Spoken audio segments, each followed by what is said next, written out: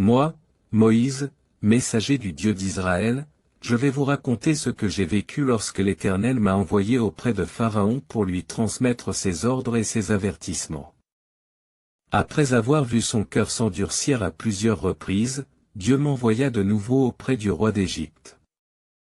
J'entrai dans son palais, le regardant droit dans les yeux, et lui transmis la parole de l'Éternel. Ainsi parle l'Éternel, le Dieu des Hébreux, laisse partir mon peuple afin qu'il me serve. Si tu refuses encore, voici que la main de l'Éternel frappera ton bétail dans les champs. Les chevaux, les ânes, les chameaux, les béhufs et les brebis seront atteints d'une peste meurtrière. Je lui précisai que Dieu ferait une distinction entre le bétail des Israélites et celui des Égyptiens, rien de ce qui appartient à mon peuple ne périrait. L'Éternel fixa même un moment, le fléau frapperait dès le lendemain. Le lendemain, comme annoncé, la peste se répandit sur tout le bétail des Égyptiens. J'appris que des troupeaux entiers étaient morts, les champs en étaient jonchés. Les Égyptiens pleuraient leur perte, mais Pharaon, malgré cette destruction, s'endurcit encore et refusa de nous laisser partir. L'Éternel me parla de nouveau et me donna un autre ordre, prends des poignées de cendres de fournaise et lance-les en l'air devant Pharaon. Je fis ce que Dieu me commandait.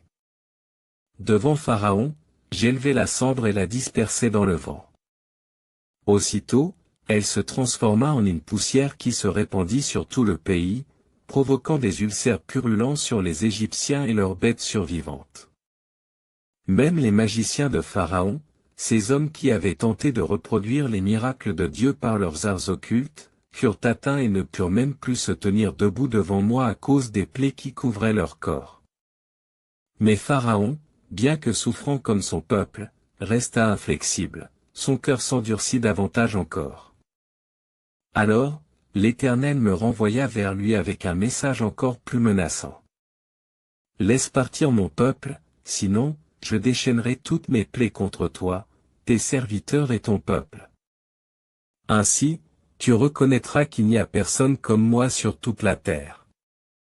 Dieu me révéla qu'il aurait pu anéantir Pharaon d'un seul coup, mais qu'il avait permis ces fléaux pour démontrer sa puissance et faire connaître son nom sur toute la terre. Puis vint un nouvel avertissement. Fais abriter tes serviteurs et ton bétail, car demain, je ferai tomber une grêle telle qu'il n'y en a jamais eu en Égypte depuis sa fondation. Certains des serviteurs de Pharaon, désormais effrayés par la puissance de l'Éternel, obéirent et mirent leurs esclaves et leur bétail à l'abri.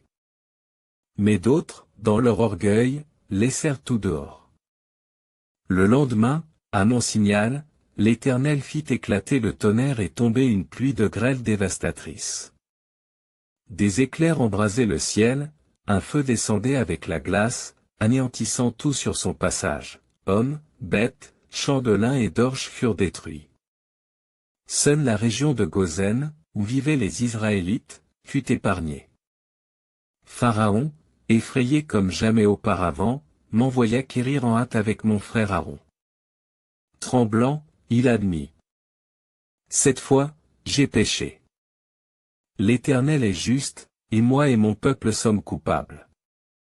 Implorez l'Éternel pour que cesse le tonnerre et la grêle, et je vous laisserai partir. Je sortis de sa présence et, levant les mains vers le ciel, je priai l'Éternel. Aussitôt, la grêle cessa, les éclairs disparurent, et la tempête prit fin. Mais, une fois encore, dès qu'il se sentit en sécurité, Pharaon se rétracta et refusa de nous libérer.